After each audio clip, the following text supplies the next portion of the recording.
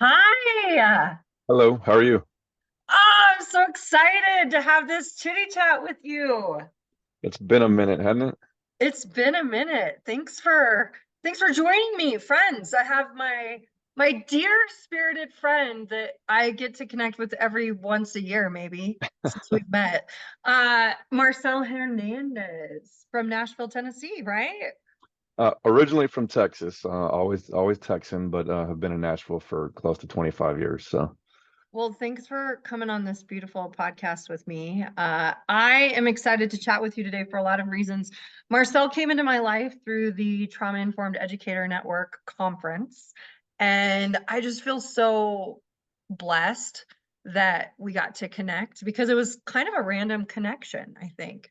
it Uh, was. I was able to join your session last minute, and very much enjoyed it. There was standing room only. I remember that, Yeah, and it was sort of a wild group. So, as you know, I invited you on because I'm inviting guests who can contribute to brain development, mental health, trauma, who have some skin in the game.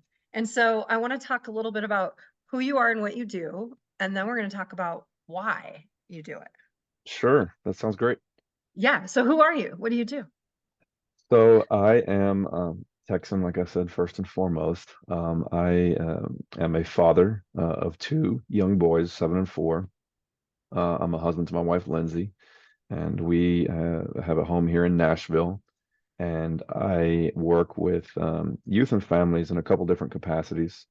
One is justice involved youth through an organization called BeAboutChange that I founded in 2016. Really heavy on programming and relationship building. And I'm also development director for an organization called Tucker's House, and we provide home modifications for families who have children with disabilities. And I am a lover of human beings and love to see bear witness to human beings on their journey and try to learn what I can along the way, as stubborn as I can be. By default, I think makes me a slow learner, but we persist nonetheless. It's funny you say stubborn because all the stubborn people I know are passionate, and stubborn people make change, they get things done. And so I want to talk about both those lenses. I want to talk about the first one, be about change. Did I say that correctly? Yes. Yes. Okay, let's talk. How did that get started? Where did that come from? How did you get that off the ground? Because juvenile justice stuff is it's its own lane, Right. A right? little complicated. Yeah. So I got the idea in 2015. I was about a year into sobriety. I got sober in October of 2014 and hit kind of a wall, so to speak, psychologically. And did a series of kind of short-term events. Ran a half marathon, was writing for a local newspaper, and had some conflicts there. And created the website beaboutchange.org, where I started with writing because I had an article that was rejected by the local newspaper, and being an artist, I got butthurt, and just rather than wallow, I decided to start kind of self-publishing, and that quickly grew into higher education scholarships, programming in high schools, and then ultimately monthly workshops at the juvenile court. And then the longer term relationship, which allowed for us to start with 8-week programs. And now we have two main programs: Project Lead, which is a leadership program for about 12 to 18-year-olds, and Reading Success, which is a literacy program for kindergarten and first grade. And have learned a ton along the way, of course, and some things that I might not have even anticipated when I first started. And officially founded the 501(c)(3) in 2016, January 2016. This is great. So it leads me down the question of why, right? People who are passionate about working with juveniles, teenagers in that work. I just wonder, I'm curious, Marcel, if there's a why in your own history of how you landed there. Talk about sobriety, you talk about these different pieces of your own life. Why this group of people? When I was in fourth or fifth grade, I was hanging out with some friends. I lived across the street from my elementary school, and we were just, hanging out playing in the schoolyard. And one of my friends came up and he was crying, and he had said that one of this kid that we knew in the sixth grade had gotten shot and killed down the street at his home. And that event was basically the first time I had seen violence kind of close in my closer circle. And then when I was in high school, that same friend who delivered the news was himself killed. I was probably sophomore or junior, and my girlfriend at the time delivered the news on a Saturday. We were headed to a football game, and that hit me pretty hard. And I'd known him since second grade. And then later on, another kid that I knew since kindergarten, this would have been probably 2002 or so, was killed as well. And a lot of the, I guess, conditions at in those three events were conditions that you might see now in juvenile justice and poverty and all these different kind of environments and circumstances. And that was always in the back of my mind, is the powerlessness that I felt then, and how that ultimately led me to want to try to make a difference with individuals that seemed like my friends in childhood, but in the here and now. And one friend in particular that I grew up with, still talk with, former board member of BeAboutChange, he had encouraged me pretty early on after founding the organization to go down to the juvenile court, because he knew I had kind of an affinity for participating in these workshops. And he said, "Hey, there's a lot of work to be done there. I think you'll find that when you go introduce yourself." And that's what I ultimately did.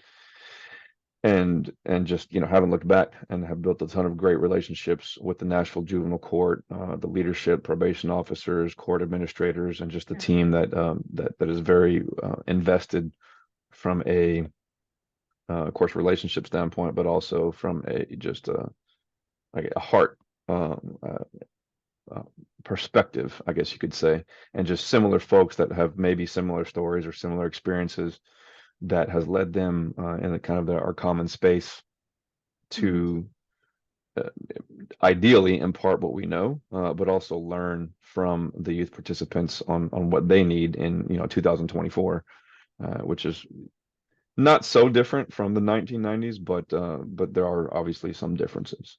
Mm. So many questions. One question, what do youth need? What are you finding youth need in 2024? The same thing that we as adults need, and I think that is strong, lasting relationships of support. Mm. And I find even in my peer circles, just yesterday, I spoke with a friend who is going through a relationship conflict that I had no idea, because I hadn't spoken with that person in some time. And we talked about it. We connected on a totally separate topic. He's helping me analyze data, basically. But of course, we started with kind of a personal check-in type deal, and it seems very common that a lot of people suffer either in silence or isolation. And so, as that happens in our peer circles, of course, it happens in youth circles as well. And that piece, I believe, is timeless, in that we've always, in our human experience, needed quality relationships. Love that. And love that for many reasons. One, connection and relationship is what regulates us. It's what gets us through the hard stuff, right? Hmm. And I think it's one of the reasons you and I connected. You sat in on half of my session. I saw you as part of a panel, and there's an authenticity about our connection, and knowing that we're these two people on this planet who just decide we're going to impact in a different way. And part of what's happened in these chitty chats is that what I'm learning is these individuals who are doing extraordinary work, which I think Be About Change and what you're doing is extraordinary work. And we haven't even talked about Tucker's house. I can't wait to hold that thought. It starts from our own personal journey. And it starts from this layer of, this happened to me. This is part of my story. And this is what I can do to change that. And so when you set out to go down to juvenile court, build these relationships, did you have any hesitation inside? Were there any parts of you that were like, imposter syndrome? Do I belong here? Do I not belong here? How do you overcome that? Or were you just like, this is my purpose. I'm confident. I'm going to make this happen. I'm stubborn. Let's see what happens. Yeah, so a bit of both. And the first, let's just say, less than handful of workshops, I took this approach as, kind of a rigid um, outline, let's say, for the discussion. And I found quickly that my rigidity was met with more rigidity, right? Who knew? Weird, weird. And and so that forced me to become a better listener, become a better observer, and just try to be more of a facilitator rather than an actual speaker. Mm, And I think probably somewhat common is like a person like me who kind of walks into the space has this preconceived notion of what it ought to look like, and then the ego leads, right? And so I think that I led with this idea that I was going to impart all this wonderful wisdom being in recovery, right? I know everything now. And again, very youth type of approach, and quickly received an education that it was quite the opposite. And so any any apprehension was more so on the unknown of what a juvenile court room might look like versus a typical high school room, where it's obviously the same. There's a Venn diagram between the individuals that are in the high school classroom and the juvenile court classroom. But of course, the juvenile court classroom are unwilling participants. By and large, near 100% of them are unwilling. And so it became this question of what can I do to be more engaging, mm, to have a mentor who said, don't go in with the idea of teaching concepts, go in with the idea of creating an environment of learning. And so I had to try to keep that in the back of my mind, and still do, right? Particularly when we don't know what a person is carrying with them into a given room. And then it becomes more of responding and then just knowing now different ways to engage. But maybe a bit of imposter syndrome, but at the onset, I was very determined to gain more and more repetitions so that I could then mm, draw from that experience. mm. And, some quote unquote favorable, feeling fulfilled and all this stuff, and then some just feeling defeated. And the combination of all those experiences has led me to a place where I am now, when I walk into a room, it's not so much about my expectation, so much as what might be needed. So like in a religious way, one could say, allow the spirit to speak through me or to listen through me. Mhm, And then also know that what we are doing with young people more than mhm. anything is cultivating here, like tilling the soil and allowing for ideally seeds to be planted in both directions. And from my experience, knowing that vegetation might not grow until later in life, and that's okay. Sure. And that's kind of the way that I've approached it, and in some ways, totally ignorant at the beginning, and now slightly less ignorant. It sounds like curiosity has been a huge gift for you. And the idea of being curious in these settings, being curious about the human experience, creating the learning environment is all about curiosity. And so, what I say to people when they are passionate about something is how do you get in that space and be curious about it? And it sounds like the passion led you there. And then you've created these spaces where maybe a little less ignorant, but also seeing the value of that connection and relationship and how that adds to juveniles. For sure. And funny enough, I personally struggle with maintaining curiosity more so with peers than I do with young people, Mm, because yep. I guess, expectation that we ought to graduate mentally, in our way of thinking. And when I become less curious, it's because I forget where I came from, seemingly. And and I have to really force myself to remember the grace that others extended to me when I Mm, was uh, more of a know-it-all, let's say. yeah. Well, and that's the beauty of brain development, right? We can look at teenagers. I live with them now. They're in my home. And I can say, ah, I want that cortex and that frontal lobe to be more developed, and it's not yet. Right. Right? I can hold that more real time with my teenagers, but with adults, I can't do that as well. With adults, I'm like, you have a fully developed brain, you have a cortex. I have a Right. different expectation. And every time, 99% of the time, that's when I fall into like a place of disappointment with adults, is because I'm holding that expectation and I forget, oh, their amygdala might be hijacked. Oh, they're human. Oh, they've got a different stress response. Oh, it's activated. Like they have different experiences. They don't know what Mhm. I know, all these things. And it sounds like that's been a similar experience for you too. As my dad says, I have this expectation of when somebody is old enough to know better. Mm, And but that's apparently there's not a correlation between age and maturity, if you want to call it that, perhaps emotional intelligence. And I guess for me, sobriety has really forced me to look at my uh, prior level of low emotional intelligence, and again, slightly more emotionally intelligent now. And yeah, I think you're right. With adults, it's just more challenging for me. yeah. Yeah. Well, And and I appreciate you speaking to the vulnerability of sobriety. That's a piece of your journey, I'm sure, and it adds a different insight to it, right?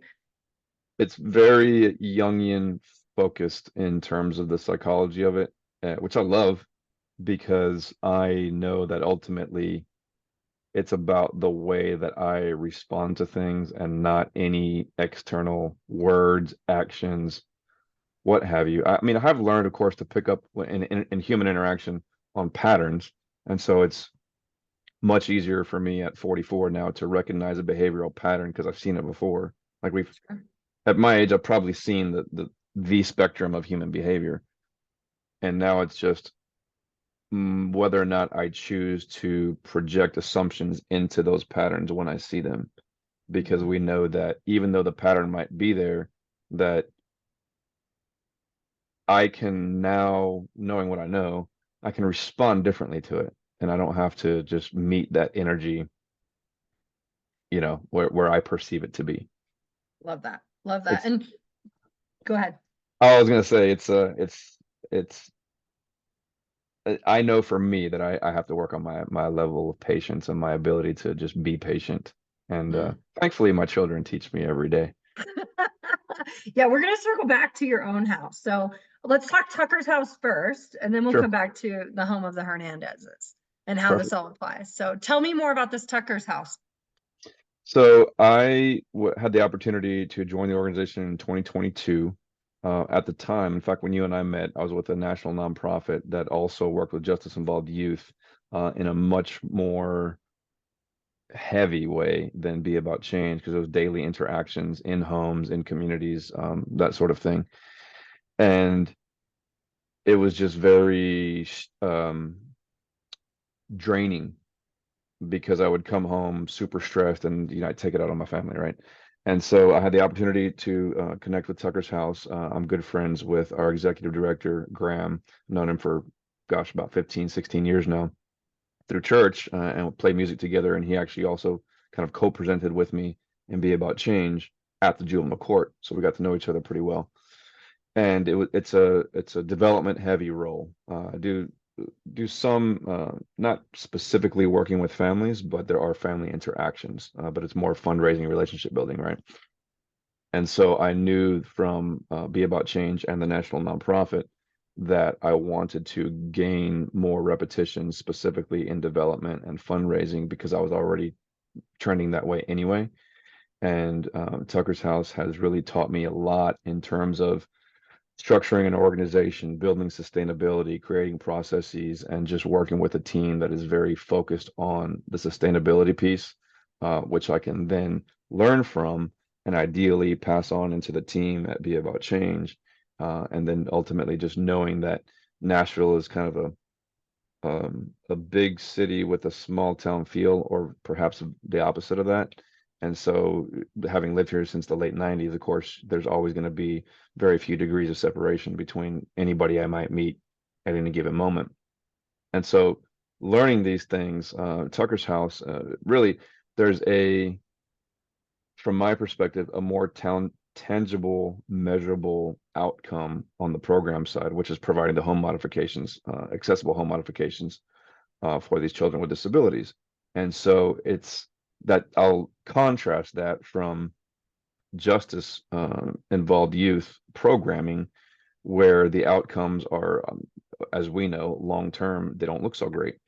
And of course, the number one variable is the environment, particularly when a young person lives in poverty, and how we, whether from a resource program relationship standpoint, that's not a variable that is it's seemingly insurmountable. And so drawing from the program experience from Be About Change, the development experience, bringing it into Tucker's House, and then applying what I know in that way, and then doing the opposite. And so for me personally, it's built a much more well-rounded knowledge of nonprofit relationships, different roles of relationships organizationally, as well as in the community, and then learning even the difference between private and public funding, everything that comes along with both of those, and the pros and cons of each, and just the confirmation that relationships are what sustain everything through time, even beyond when we're gone in this physical life. And so the ability to learn that through Tucker's House has been very meaningful, and has really shined light on me personally on areas where I need to grow from a leadership standpoint, and in many different ways, really, and has helped to inform the way that I communicate externally, which again, experience comes for me for like a ton of mistakes. And so being able to combine those mistakes with what I'm learning, sometimes actively, sometimes upon reflection, has been meaningful, because I now have enough information to know how to build a relationship where I might otherwise destroy it. Now, it's not to say that I'm successful all the time, but I'm more aware of it, and that's served me well over, I'd say, the past year or so, in a few different ways. That's really powerful. There's so many pieces of this that are powerful. So I have a lot of questions. One question is, how much in both worlds do you see people putting energy towards intervention versus prevention? And how would that shift if we put more energy towards prevention than intervention?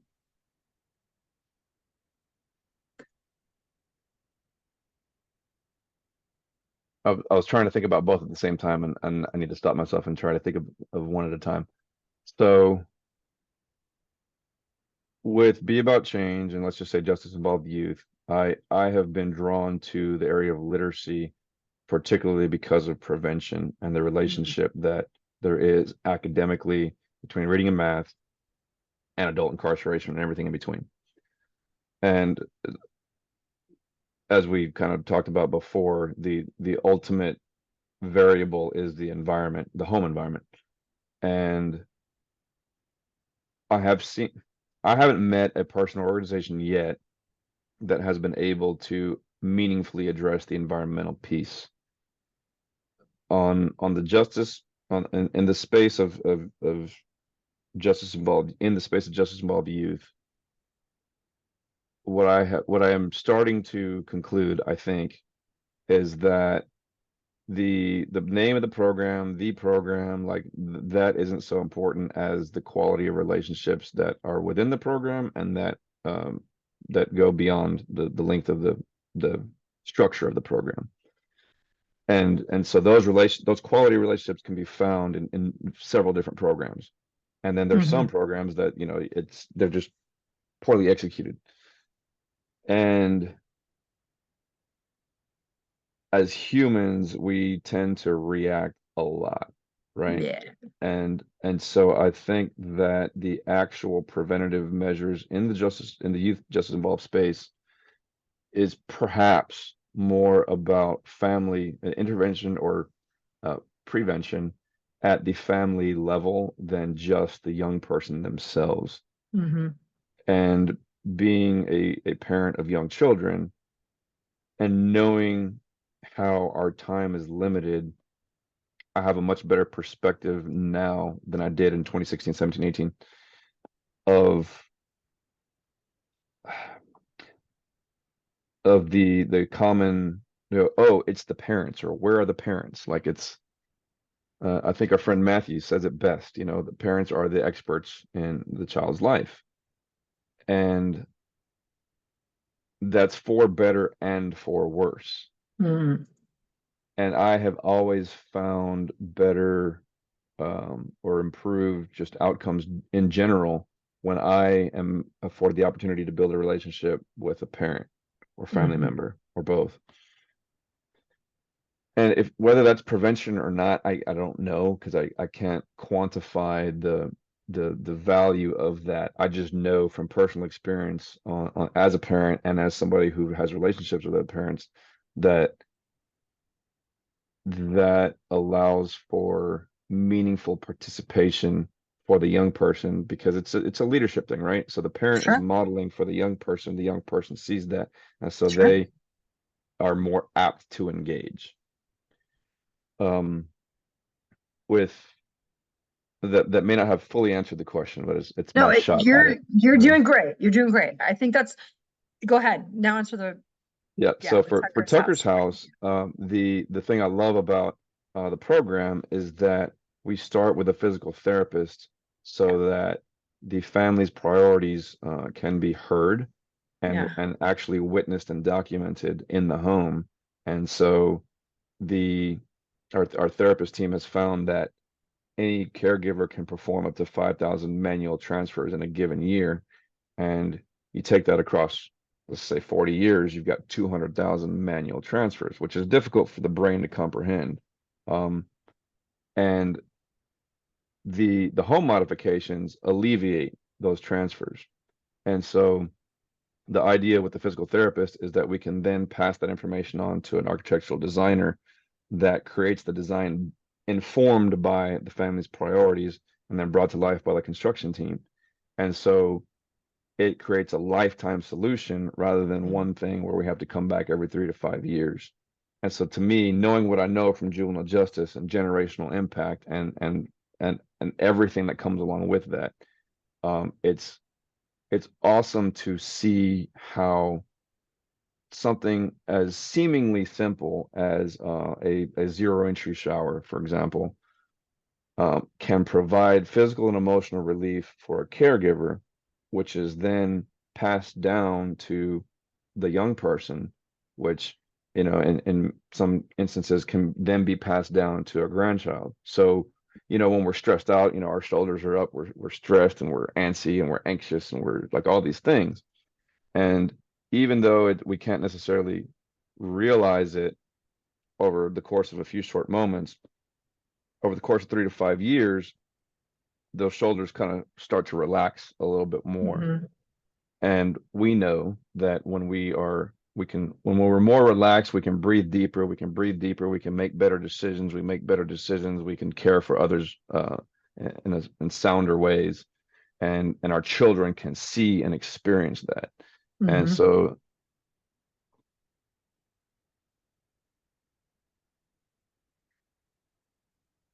there's a lot to be said about the ability to do that. Mm-hmm. And like for me, what I'm thinking now is like as a father, right? As we raise children, we are of course reliving our own childhood moments, and in some ways carrying positive things from those moments, and in other ways kind of going against the grain of what we know that was negative for us, and trying to facilitate something better for our children.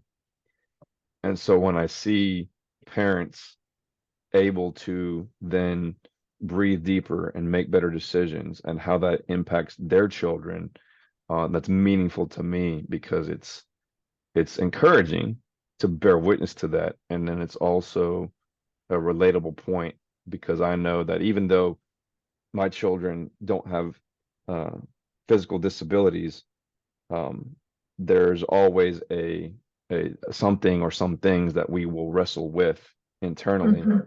and that will ultimately affect how we interact with the outside world. Mhm. And so, so from a, let's see if I can tie it all together, right? From a prevention standpoint, ideally what we're doing is preventing future um, psychological discomfort, or at the very least facilitating more comfort, because we have like a video series called House to Home, and the idea is that it's not just a place with trying to think of the cheesy phrase I've used before, which is a house is made of wood and beams, a home is made of love and dreams. And Mhm. it is home, we know, is also here and here. Mhm. And even as a father, I want I would say number one goal is to build a strong home foundation here within my Yeah. children, Yeah. so that when they depart, they know they have a place to return to. Mm. Because sure shit, they will depart, right? As we all do. And so the ability to see how our community partners and just donors and everyone involved in this communal aspect of it really facilitate the long-term peace, Mm. for people and for families and for households. Mhm. You did a great job of tying that all back together. And for our listeners who can't see your visuals, that piece of our home is created in the head and the heart is powerful. And the question I want to ask you is, I, I think the struggle for me in mental health and the work that I do is it's not tangible, right? We don't often see the seeds that we've planted grow into something else. We're not sure what happens to people after they leave certain systems. We always have these question marks or these curiosities. But what is tangible is how I can bring what I've learned in my work into my home. And so my question for you is, what are those lessons that you've learned from the outside world that you bring into your home? Which I think you've talked a little bit about some of that, but how do you take what you professionally know and make it personal and live this work also? In the exact same way that I do professionally, and that's through a series of small mistakes, small wins, big mistakes, big wins. Yeah. And so I'm cursed forever with the recovery, psychology, which I say that jokingly because I think that to an extent with a 7 and a 4-year-old, I'm probably holding them to a higher standard than I otherwise might not.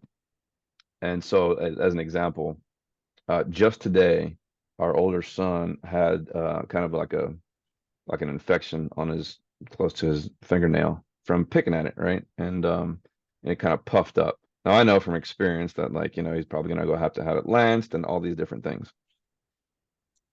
And I said to him at breakfast this morning, I said, look, I never want to see you go through pain. However, when you go to the doctor, if they have to lance it or give you a shot, it's gonna hurt. And so my hope is that the pain is just enough to teach you that your decision led to that and that you can prevent it. A little harsh for a 7-year-old probably, but I also want him to see the connection between, and I say him, but also our younger son, 4, to see the connection between their decisions and actions and the outcomes and consequences. And another example might be when most of these are with our older son because he's more I don't know the child psychology term, but he's just more not independent, but he's more of a, He's going to try things. He's a doer. He's going to experience some things that might lead to some decisions, right? Where he has to really evaluate. yeah, he's developing some logic, right? Yeah, Um, yeah. and so like the other night it was so they were off of school yesterday for President's Day. And so he said, can I, every now and then we'll let him come watch TV, after they've gone to bed. And he said, can I come watch TV? And I said, yes, but wait for me to come get you. Don't just come down, you know. Well, what does he do? He comes downstairs. And so I said, look, you can't watch TV now. And he's like, well, why not? I'm like, because I told you to wait and you decided that you didn't want to. So he's very upset, right? And so now I'm like, all right, do I console him? Do I stay hard on him? So I did a bit of both, and I consoled him, but I was like, look, generally speaking, when you're upset, when you get hurt, it's because you didn't listen to us. Mm, And so I want him to understand that, and he won't because you know, it's like me, he's stubborn, right? But I would like for him to understand that there's always going to be a direct relationship between his choices and actions and you know kind of what happens. And even on top of that, I tell them that you might do everything right and things still won't go your way. yeah. Not just with us, but even more so in the out in the world. And and then I think on the other side of that is because having had the experiences that I've had professionally, I also know when I usually in the moment I say something that's just stupid and just unreasonable for somebody their age, I'll be like, damn, I shouldn't have said it like that or something, right? And from recovery, I've learned to apologize Mm, in as soon as I can. And another time was when our older son was bragging. Oh no, he was giving his little brother a hard time about something, and they're both kind of wrapping up basketball season. I said to him, I said, "Well, you can't even rebound," and he kind of got upset or annoyed with me calling him out. And then I had this thought, probably sooner than later, but I had this thought later that that was a really just asshole thing of me to say because mm, the reason he can't rebound is because I haven't spent enough time teaching him.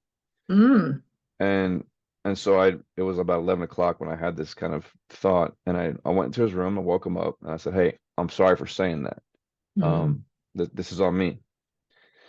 And I think for me, it's been important to apologies have been very important in our home because my parents they have apologized, you know, to things or for things, I should say, but definitely not you're right in the moment or soon after, right? It was like, you know, on some like uh, you know, discussion some years later or what have you. And then even another instance when someone close to our older son had disappointed him and did not apologize for it. And so that was a moment also where I could say to him, um, you know, like not everybody is going to be willing or even ready to apologize, even if they mm. know that they're wrong. I said, and it's not fair, but who you are as a person does not depend on whether or not they apologize. Yeah. And gosh, just the other day he came into my office here and he was asking about drugs at 7, and he had watched a profile on one of his favorite NFL players and like a family thing that they had had, and he's like, "What are drugs?" You Mm, know, and so that prompted a good 15-20 minute discussion, and I actually told him some about my past and just my you know choices and what they led to, and he's like, "Why do people use drugs?" And I was like, "Man, these questions are tough, right?" Um, And so I think at the time I said, you know, it usually starts off in a peer group, you know, with our friends, and it's like we're just trying to have fun.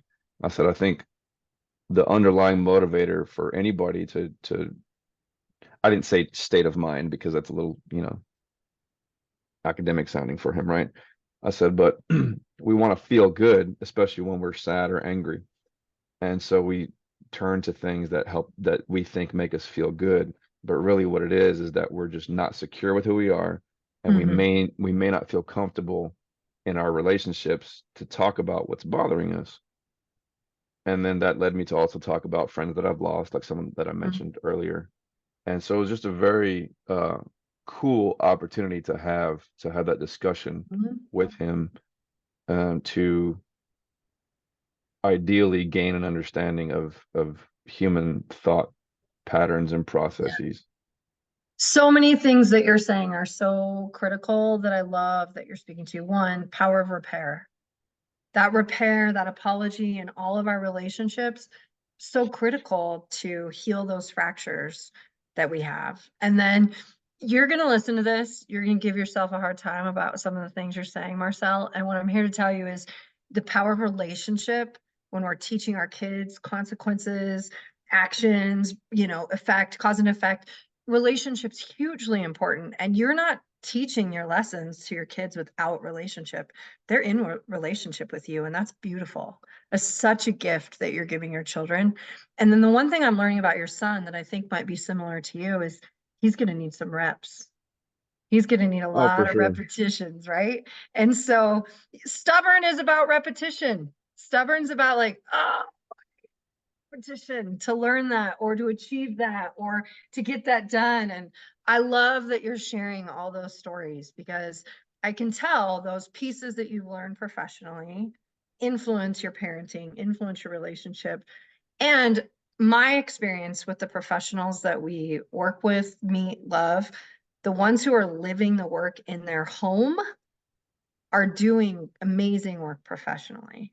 It's really hard for me to fall in love with professionals who aren't also building that home in what they're doing professionally as well.